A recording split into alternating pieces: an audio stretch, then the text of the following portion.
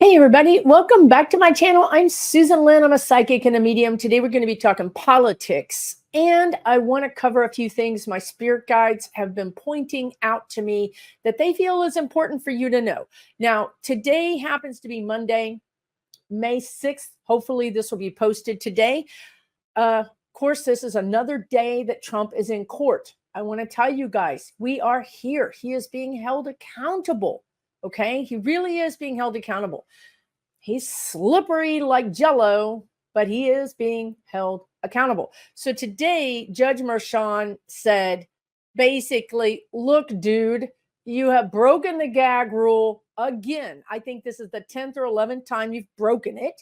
I'm going to fine you another $1,000 because that's the max I can do, because that's what this court allows. My only other option is to put your butt in jail. I don't want to do that. He literally told Trump, I don't want to put you in jail over this gag order because it's going to screw up my court schedule. That's basically what he told Trump. He's like, look, you're messing with me, man. He's like, and I don't think you want to go to jail, but I'm going to put you in jail if you continue to do this. Okay. So now we have the gauntlet has been thrown. The line in the sand is there. It's public. Everybody heard it.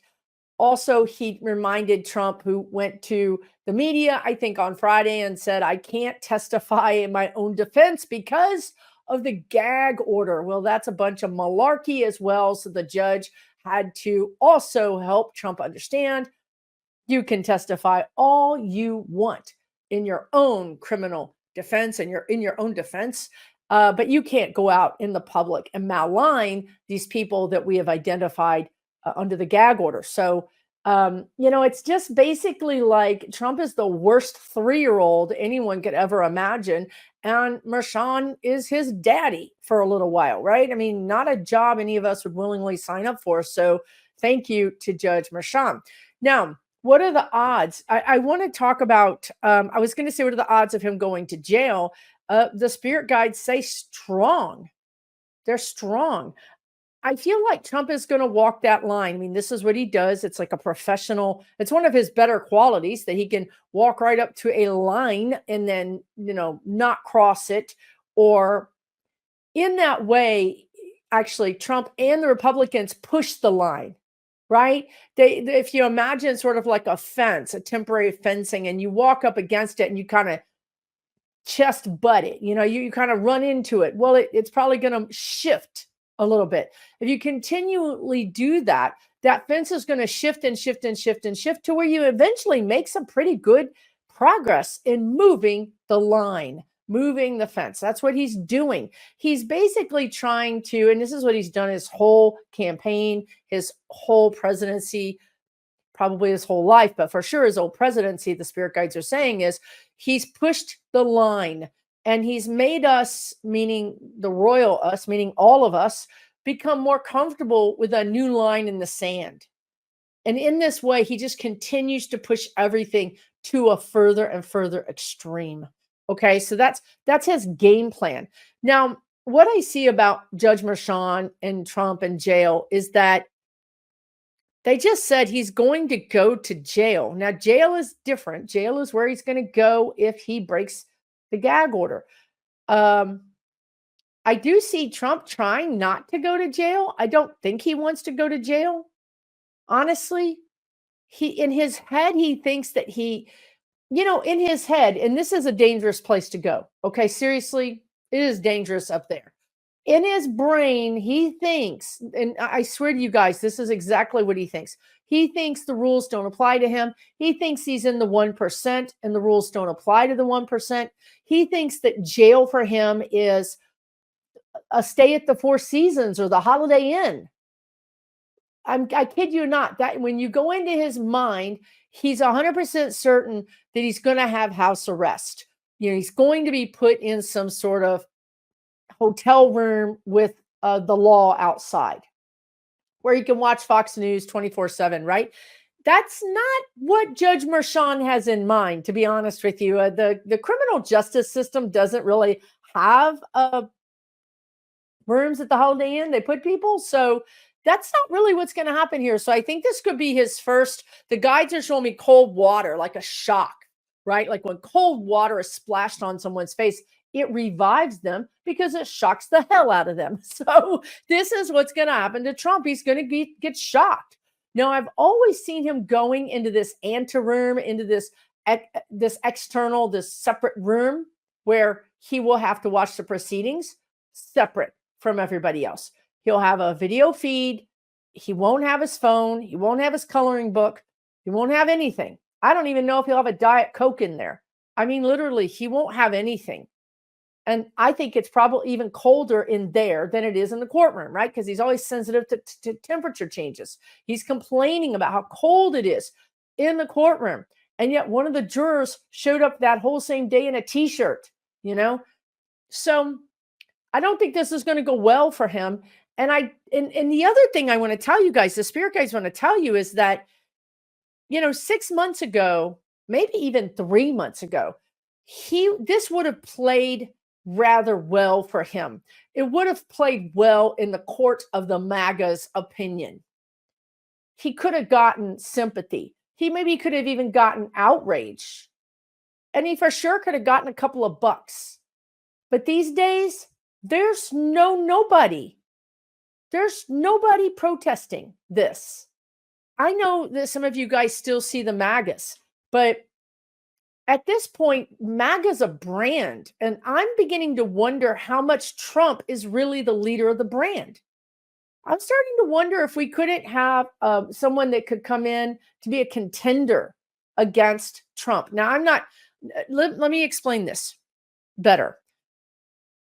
In their minds, in their brains, if you can find them. I mean, if you've got a microscope, pair of tweezers, whatever you got, you want to look in there, you can find it. You can see that they believe in MAGA, the brand, but they understand on all kinds of levels that they did not understand before that he's a goner. He's a goner. They know he's a goner. And when I go into that energy, it suggests that they think if he gets out of this, not only just this criminal court trial, but also paying off E.G. and Carol, all these other things that could be happening. If he gets out of this, it would be a miracle. They really are losing hope that he's really going to be able to run. Okay. Now they think it's a travesty. I mean, I'm not, they don't think that this is right, but at the same time, they don't have the energy, the wherewithal to continue to fight for him. This man is really and truly on his own. And he's going to find that out as we go into the next couple of weeks, because what happens is, people think that Trump is stupid. He's really not stupid. He's bullheaded. He's short-sighted. He's misogynistic. He's racist. He's a lot of things. He's a lot of things. Not really stupid. Maybe he only understands some things that the average person would understand. But the things he does understand is his power. Where does this power come from? So when I say he's not stupid, what I mean is that he's watching the dollars that are rolling in from the MAGA followers. He's watching those dollars fly in, and he equates that money with support. Okay? And it's dwindling. It's really dwindling. Now, the guides are also showing me there was a time back when Trump was trying to get that bond. Remember when he was trying to get the bond for the E.G. and Carol case? I mean, because my profile on my social media is I like politics, I was getting all kinds of Trump ads. His sons begging people for $5. I mean, I was getting desperate ads like, we just need $5. You got to help my dad out. Well, those ads have stopped. I mean, for me, and I'm in a red state, and I'm kind of in a demographic that they could confuse me with a Republican, I guess, even though I'm a registered Democrat. I mean, Google's just not got it all figured out just yet. But my point is that he is getting money from someplace. Obviously, he's got his True Social, which he pumped up to an unsupported amount of money, if you understand what I'm saying here. It's not real. That was not real valuation, in my opinion. And then he sold it, which may be a pump and dump scheme, allegedly, which, I mean, there's more charges coming for him in the coming days and weeks. The guides just told me.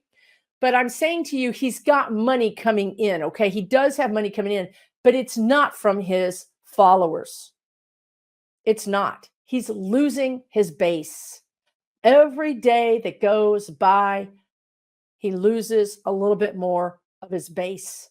And we see that the spirit guides are reminding me in the Nikki Haley and people writing in votes for Nikki Haley. She's not even on the ballot, and she's coming away with a significant amount of votes for a person who's not even on the ballot. Okay. Yes, those are protest votes, but they're not Trump votes. And I do think a lot of those people, by the time we get to November, are going to vote for Biden. So do I think Trump is going to be thrown into jail? I feel like he's going to be thrown into some sort of holding situation, whether it's the anteroom in the court. I do think there's about a 40 to 50% chance that he goes into a jail overnight that would be connected to the court. I don't see him in Rikers. I've never seen him in a public private jail. Just never seen that. But I can see him in a private holding cell with Secret Service there, where he's by himself. Like the guides are showing me Mayberry. Think back to Mayberry. My God, are they crazy? How old is that show? You guys, some of you guys know that show. Andy Griffith, the Andy Griffith Show. Why are they showing me this? That's the cell. You can see him in the Andy Griffith cell with his little hands around the bars or with the little tin cup, going. What the heck? I think my guides need to update their media. Okay. So anyway, hopefully that makes sense. He's really losing support, you guys. This is, they're showing me now a metaphor of a boat not springing just one leak, but holes in the boat, and there's water coming into the boat and he's sinking. It's over for him. It's going to be over by June, July. Again, mid-July, I think, is the Republican convention. I don't think he's going to be there, you guys. I don't think he's going to be there. It could change. I'm looking at it right now. If he's at the Republican convention, all hell breaks loose right after the Republican convention. I'm telling you, all hell breaks loose. Now, these are potentialities, right? He has free will. He has free will. He could go see the doctor for that headache. He could go see the doctor for that, seemingly irritating heart pain that he's experiencing. You know what I'm saying? He could go stop whatever health situation is coming for him. He could. Somebody could, in his inner circle, maybe it's Walt Nauta, says, hey, boss, you're sweating. Let's get you to a doctor, right? That can happen. Okay, so all I'm telling you is there's multiple opportunities for him to be sidelined. When I mean sidelined, I mean in a hospital room. And that could be any number of hospital room situations, right? It could be on a ventilator. It could be in a coma.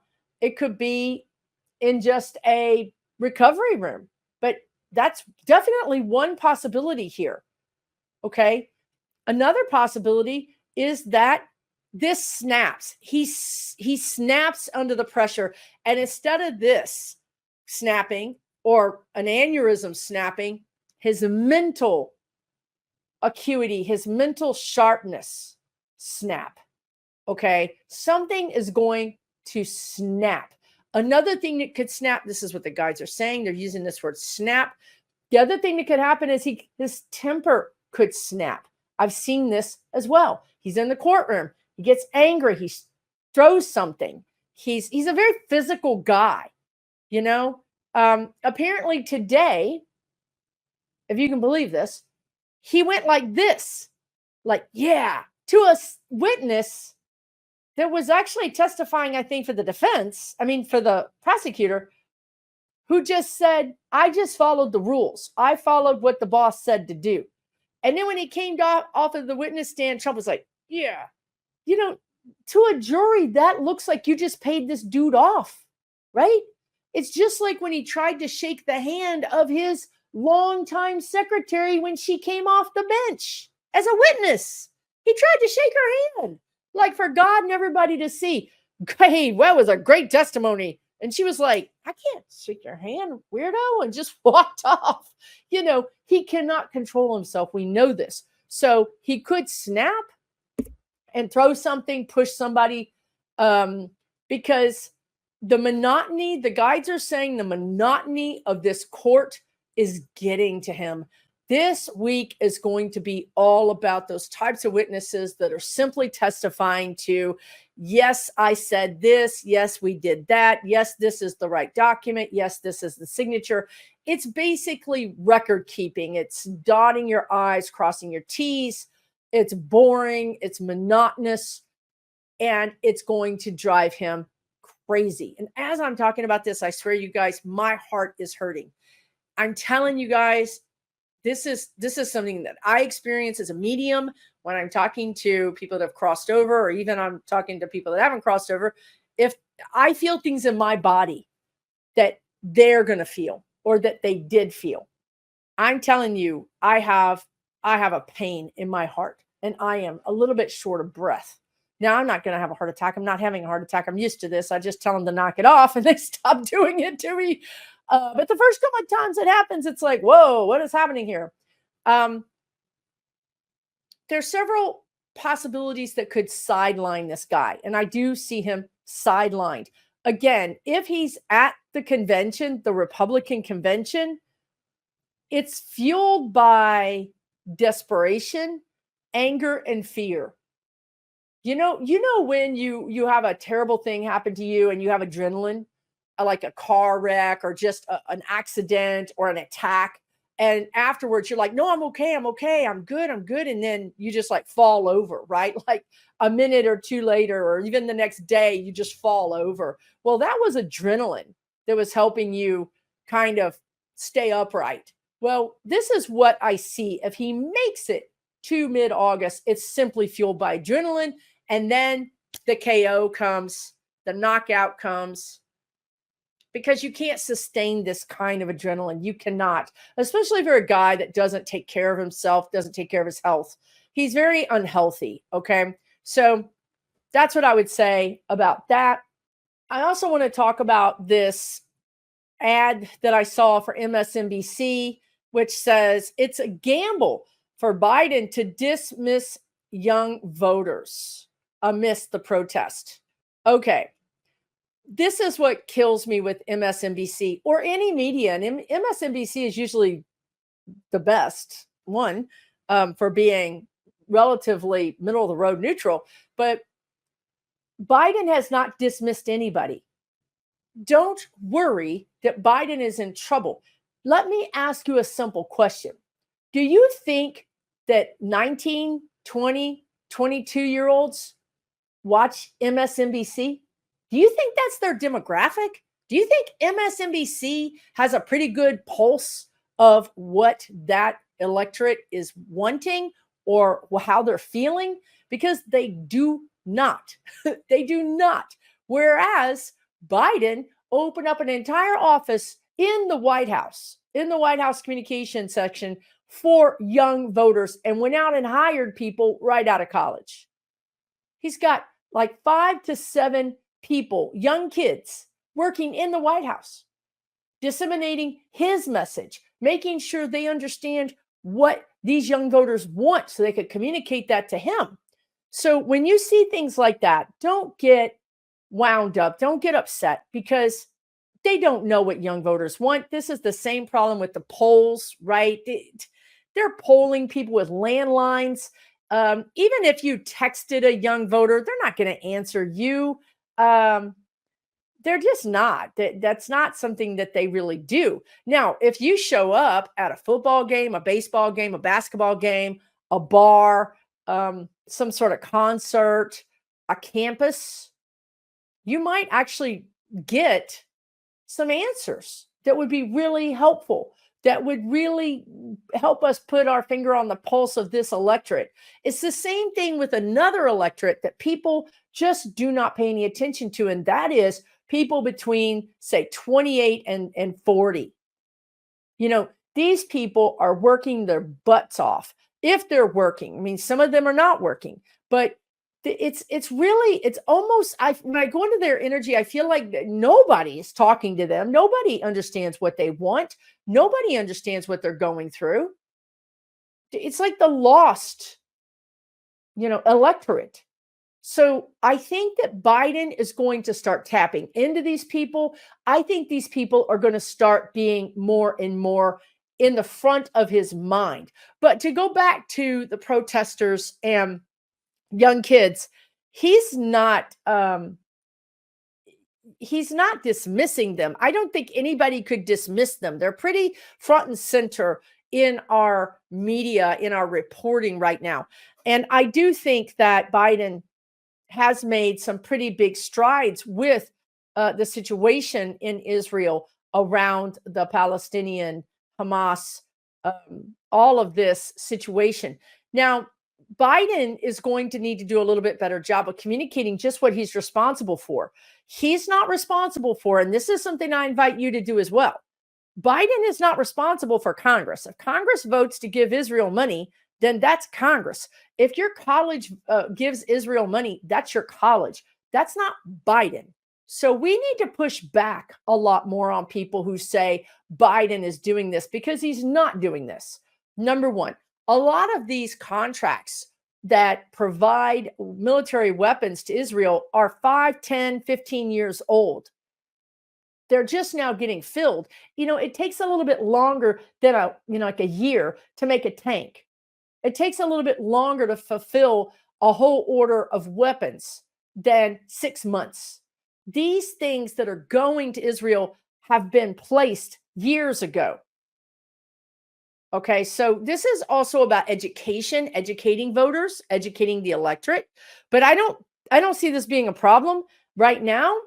It's going to be a hot summer. It's going to be a rocky summer. We're going to have a lot of protests. I've told you guys, everybody's going to be in the streets. Everybody's going to feel aggrieved, and everybody's going to want to drop that grievance at the foot of the president. That's why the president will come out and say, this is not something I have anything to do with. However, here's my take on it, right? And here's what I've done within the purview of my presidency to talk to Netanyahu or to talk to broker a deal with Hamas. So be careful about the media you're consuming, because it's all about the clicks. It's all about the clicks. So just keep that in mind, okay?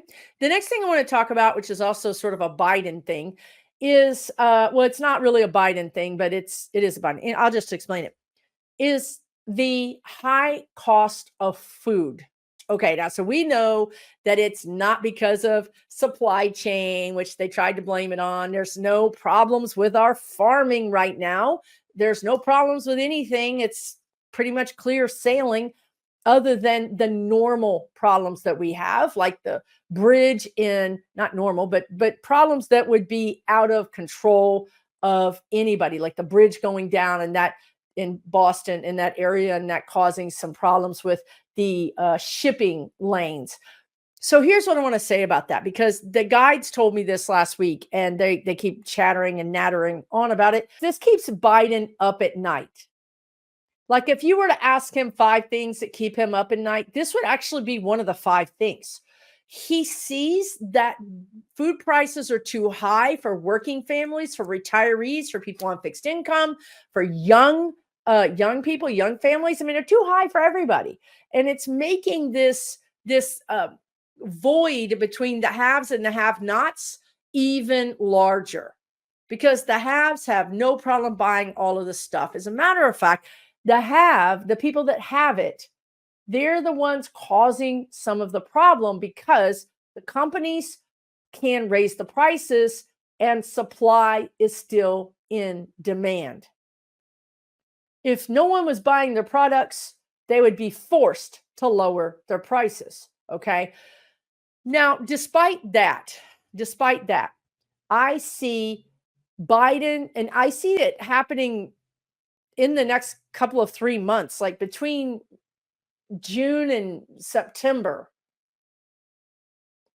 I see Congress, I see the Senate having those Senate hearings where they pull those CEOs in and says, why are your prices so high? Why are you reducing the sizes of things and charging more for them?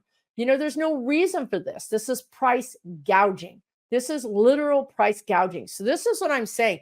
Biden is going to be communicating to his surrogates, so to speak, in the Senate, in the House, and he's going to be saying, I want you guys to start investigating this. You have my support behind this. If you can get me a bill, I will sign it. We're going to put in some more regulations around pricing. So this is of a piece, basically, of this bigger picture that the spirit guides have been talking about, where the guardrails needed to be brought in tighter. Okay, because we have this free market situation, which is not really a free market situation, right? If defense companies and auto manufacturers and even house paint companies are getting subsidies from the government, how is it a free market situation? How can these Republicans say we shouldn't subsidize poor people when they're turning around and subsidizing all of these sectors of the economy? So what I see is the guardrails coming in. Like, first of all, we're going to have to find them because they got flattened by the Trump train. The MAGAs were on a bender and just blew right through the guardrails. And then, we need Secretary Pete to come in and build them back. But also for our nation, we are going, and this is what they're saying. So, this is all going to hopefully make sense. Why Biden is forgiving these student loans is because the student loans were given in a predatory manner. Like, I got a loan from the Art Institute of Houston for photography way back in the day, but I got a government Pell Grant and a government loan that was like 3% or something, 5%. But now these same loans are like 20%, 25%. They're predatory. They should have been against the law. Thank you, Republicans. And then Republicans passed laws that said you can't go bankrupt over student loans. So there's no way out of them. They're basically loans you're going to pay until you die because you can never catch up. You can't pay them back because they're loan shark averages. They're loan shark interest rates. They're not meant for you to pay them back. You'd have to win the lottery to pay them back, right? So how this all fits together is because Biden is going to put the guardrails back and say, no, we're not going to let people charge predatory rates. No, end of story. Just like he went to the credit cards and said, you're not charging all these fees. He went to the airlines and said, if somebody's flight is delayed by X number of hours, you're giving them all their money back, or a hotel, or you're doing these things because the government said so. Here's the government telling airlines, this is how you're going to treat the United States citizens.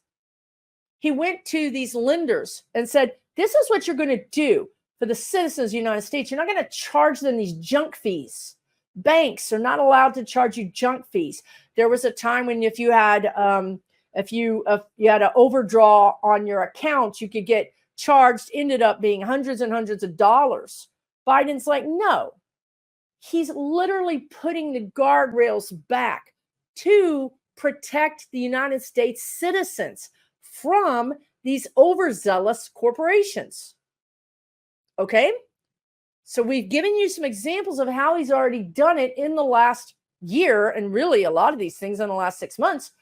This is what he's going to do with these predatory price gouging. This is what the guides are calling it. He's going to put guardrails. He's going to call these corporations in front of him and in front of Congress. I say he, but him and the Democratic Congress are going to call these corporations in front of them and say, no. The answer is no. You're not going to do this. This is completely unsupported. These prices are not supported. Guardrails, okay? The next thing about guardrails is they're going to be putting guardrails around free speech. Now, We've been telling you this for a while, that we were going to lose some of our freedoms because we need to have these guardrails. Okay. So what's the first thing that happened is they went after TikTok. Now, the reason they went after TikTok is kind of interesting to me because I'm talking to you right now on a social media platform through a video. So TikTok is owned by Chinese company ByteDance, and it's interesting. The guides are reminding me, in China, you can't even use TikTok. In China, you can't use Instagram, Facebook, YouTube. Okay. But yet China is howling that it's unfair that we won't let TikTok operate here. Now, I will say that this is a dicey situation for the Democrats. I think the Democrats have the most to lose over this, even though it was a bipartisan vote. I think that these kids want to have their TikTok, and they're going to have their TikTok. And I think the final outcome of this is that this app is too lucrative to be quashed. So what that means is there's going to be a buyer for ByteDance, and it's going to be a buyer that's going to act as a hedge against China infiltrating even more the minds, hearts, psyches of our citizens, and especially our younger citizens. Okay. But free media, right? This is where they've already clamped down. They are clamping down right now on Fox News. This will continue. You see Hunter Biden going after Fox News and saying, nope, I'm not going to put up with this anymore. I'm going to sue you, right? You have the media in the Trump case with the National Enquirer. And we see how the National Enquirer actually was paid off to help a presidential race. Okay, this is just the beginning, you guys. This is the tip of the iceberg. The spirit guides are saying you're going to have more government in your social media. It has to happen. We don't have a choice here. I don't think it's going to be that noticeable, to be honest with you. I just think it's going to be that they're going to hold them to a higher account. Now, the next thing that has to happen as far as guardrails go is we have to educate ourselves, right? We have to educate ourselves, and we have to educate these young people about mis and disinformation. Okay. What is happening right now in these protests with Hamas, Palestine, Israel, all that stuff, is that you have bad actors feeding these college kids fake videos, fake AI. I am not saying that Israel hasn't done bad. I'm not saying Hamas hadn't done bad. I'm not saying that at all. I'm saying that these kids are being coerced. It's very similar to what the MAGAs, how they cracked the brain of the MAGAs. They took so let me see if I can explain it, because they just dropped a whole bunch of information into my brain. So with the MAGAs, they took grievances. My kid is white and can't get a scholarship. I'm not saying any of this is true. I'm saying this is their grievances. They're not true, but this is what they thought. I can't get a job because these minorities got my job. I can't get a loan because the banks are giving all the money. I mean, they make up all this BS, right? Bottom line is this, is that my life sucks. I'm not going to take responsibility for it. So I'm going to blame it on somebody else. That's it. My life sucks. I'm not going to take responsibility for it. So I'm going to blame it on somebody else. It's a grievance. Once they figure out what your grievance is, then they can give you a reason to blame your grievance on, and then you feel better because it's not you. Turns out you didn't need to do anything. You're just fine sitting at home on your couch, not getting a job because you didn't apply for one. You know what I mean? Your kid didn't get the scholarship because they weren't smart enough, right? I mean, come on. Maybe they didn't do all those community volunteer hours that was required, right? But no, I'm not going to look at me. I'm going to blame somebody else. Okay, they get the grievance. Once they have a group of people that has a grievance, they exacerbate it. Then they make it bigger and bigger, and they whip those people into a frenzy. Okay, now let's go to these people that have the grievance. In this case, a lot of them are African American. They have every right to have a grievance. In this case, they've been they've been put down to the bottom of everything. Their housing has been reduced to nothing. They don't, in other words, they can't get home loans. They get looked over for raises. They make less money. They're more likely to be stopped by police. They're more likely to go to prison. They're more likely to have higher infant mortality rates. It's been proven in studies that they get less pain meds compared to a white person in the ER. This is real grievances in this case. They have real reasons to be pissed off. So these groups that have infiltrated our country go, okay, this is great. We can really get in and whip up their grievances and allow them to feel the grievance of these people that are aggrieved in a different country. So this is how they're magnifying, when you're already angry, it's easier to make that anger flame up and be aggrieved for somebody else. Because I think in a lot of ways, people that have these grievances, that have real grievances, have been pushed down so much that they don't even know how to speak their own grievance for themselves. When they speak of their own grievance, they're literally pushed down. So in that case, you're going to speak a grievance for somebody else. And when you do, and you feel that you can, then it's fueled by all the grievances you have, but you can't, that the society doesn't want to hear. You could pour all of that into this outside grievance. This is what's happening. Now we get into TikTok. This is why TikTok can be a problem, because you have these instigators on TikTok, but frankly, you have them on YouTube, you have them on Instagram, you have them on Twitter, you have them everywhere. And what they are instigating.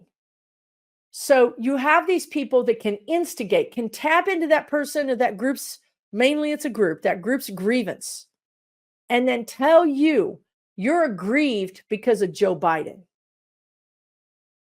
You're aggrieved because of that group, Israel. You're aggrieved because of Palestine. You're aggrieved because of Hamas. Whatever it is, it doesn't matter. Because you have a fire that's burning and they're going to pour the gasoline on it.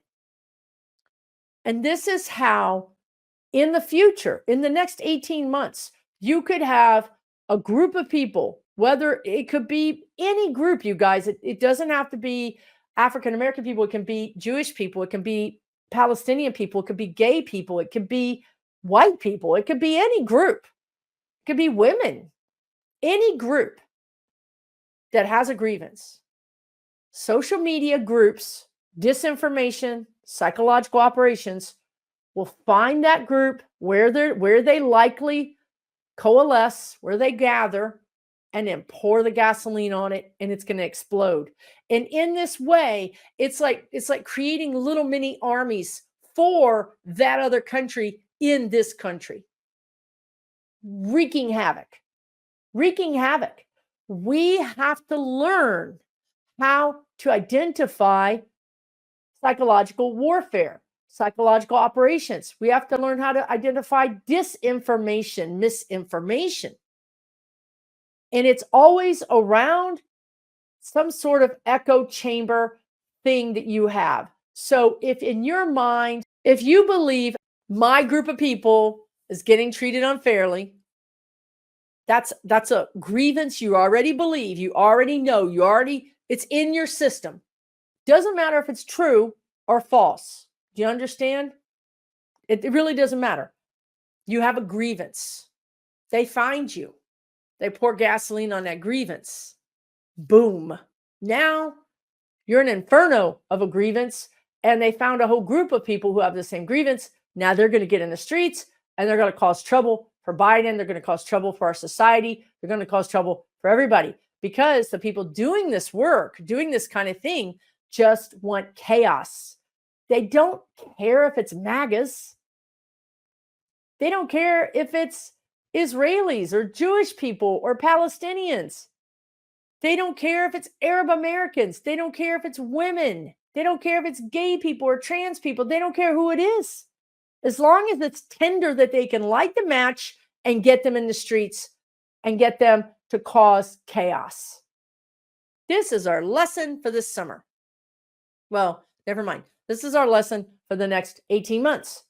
And this is Biden's lesson, right? So, Brown University, and I think there was another place that did this as well, but Brown University had the same kind of situation that happened at CUNY, that happened at Columbia, that happened in Portland, where the kids took over the library or the quad or whatever happened. They were protesting, right? Brown University had the same situation, exactly the same situation. But Brown University showed up and said, hey, what's up? What's going on? Let me hear your grievances. Maybe we can work this out. I want to help you. And guess what? It dissipated. This is how we're going to get through the summer. And I think Biden is going to catch on to this because, well, there it is, an example of how to do this. It's not going to work to send police in to break these things up. It's not going to work. It's when this energy suggests that if you meet a problem with power, the power will rise up to meet the power, 1-to-1 almost. And then we're going to have a whole summer of really horrible clashes between the powers, between the police power and the people power. And we don't want that. We want this to be peaceful. We want to protest. I want everybody to get out there and be able to have a voice. That's in the Constitution. But we have to do it in a way that's respectful. And we have to be careful about being infiltrated by these PSYOP, misinformation, disinformation people that would be feeding you something that feeds your bias. Biden isn't listening to these young people. He's too old. He's really screwing this up. That's disinformation. That's misinformation. That is not correct. Trump is going to get off. He always wins. That is not correct. He's in a criminal trial right now. There's a judge threatening to throw him in jail as we speak right now. So please refrain from yourself from using these all or nothing statements. He's never going to get, put in jail. People always get away. That is not helpful. Please do not do that. And honestly, if somebody does that to you and they're online and you don't really know them, I would kind of put them in a disinformation, misinformation category, because there are people who are doing nothing but infiltrating the Democrats, the Republicans, every single group there is, and starting shite because they want chaos. Trump loses, they don't care. If Trump wins, they don't care. As long as this country is in chaos, don't fall for the chaos. Don't fall for it. So when you read these things, these crazy statements, on social media, just go past them. Do not worry, you guys. There's really not nearly as much to worry about as you guys want to worry about, to be honest with you. I really see that all these protests are going to be quieting down over the summer. So I think that's going to die down. If you just step out away from all of this and look at it, the MAGA truckers, right? Remember them? Blocked all the roads, right? Remember the MAGA boat rallies. Remember the MAGA car parades. Remember when the MAGAs tried to run one of Biden's campaign vehicles off the road? One of his support campaign vehicles off the road? Remember all of those things? They're not happening now, are they? They're really not. The man can't even get people to show up in DC at his trial or in New York at his trial. Okay? I'm not saying that this is going to be an easy road. It's not going to be an easy road. And we are going to have ups and downs. But overall, you can see how these people are operating. You'll see it. You'll see how they go to the MAGAs and they get them stirred up, and then they go to the college kids and they get them stirred up, and then they go to the next group and they get them stirred up. And, pretty soon They'll probably be trying to stir up women to get women out there. And I think we should get out there again, but not breaking laws.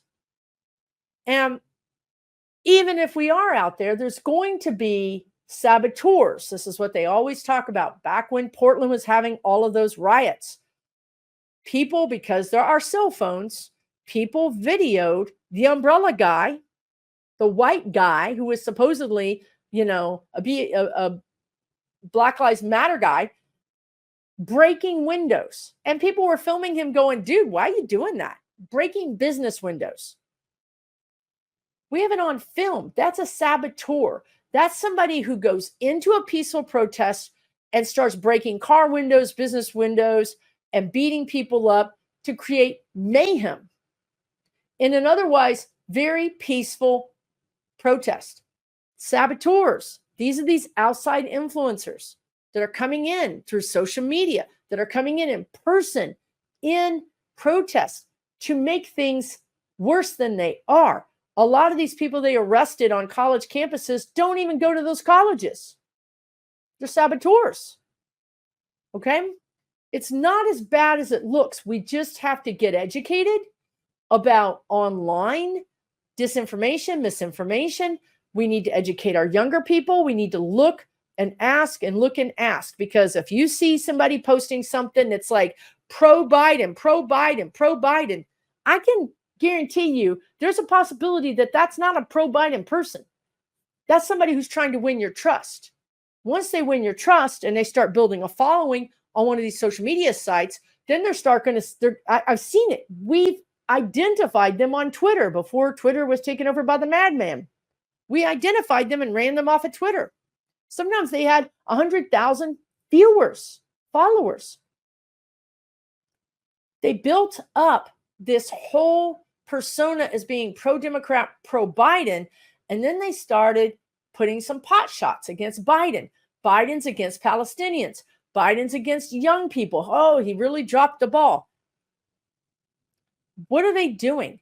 They're poisoning your mind because you trusted that source. You watched them for months and they said nothing but the right thing. They appealed to your already made up mind about what everything was. Just like MAGAs. If you have an already made up mind about what everything is, then you're not looking behind the curtain. You're not actively paying attention. And then they start dropping these little crumbs. Oh, Biden really looks old. I'm worried about Biden. I think he tripped and I'm really worried about him. I don't think he's going to make it. Because you trust this source, all of a sudden you start worrying. To wrap all this up, I would just tell you Biden is doing the things. He's shown us he's doing the things. He's been crediting the student loans. He's been telling the banks to stop charging crazy fees. He's been on the airlines to get them to not charge crazy fees and to actually do what's right for their clients. These are things he's done. Okay. This very much so paves the road for what I see him to continue to do, especially around price gouging and with Senator Warren and all these senators in the Senate that are going to be really taking up the call to arms over this. I also see him really combating the social media, everything I just talked about with the disinformation. He's on it. The thing that I really appreciate about Biden is I saw last year, I did videos around this. I saw this disinformation getting so bad that we would actually have in our midst people that would be doing bad things, like sort of like the IRA in Northern Ireland and the Troubles. Okay, if you understand what I'm saying there, right? Homegrown people that would be doing things that would hurt our cities and our citizens. I saw that, but it didn't come to fruition. It didn't manifest. And the reason it didn't manifest was how the DOJ handled January 6th. They went after all of these Proud Boys and all of these militias. They went after them. They put them in jail. Then they went after all of the people that were participating in Jan 6, right? And now they are going after the rest of these people that would be saboteurs.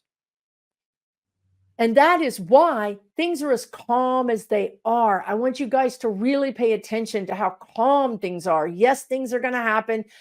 Absolutely. But really, it's been relatively calm. And that's because of the ATF. The spirit guides are always talking about the ATF, right? And they go after the firearms people, the people that are trading firearms and different things like that. This is also about the FBI. We are finding these people before they have a chance to act. More and more and more. This is Biden's signature. The guides have always told you. This is the intelligence president.